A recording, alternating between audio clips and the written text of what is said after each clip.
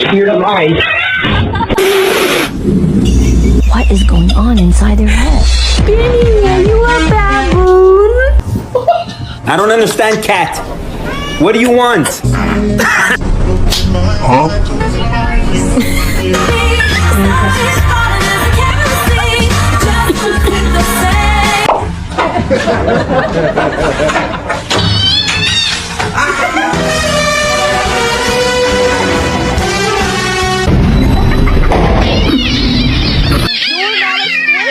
You got some right here. You got some right here.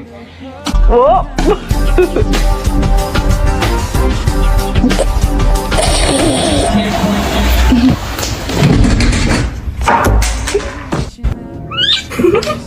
Oh, he's not happy. Name is John C.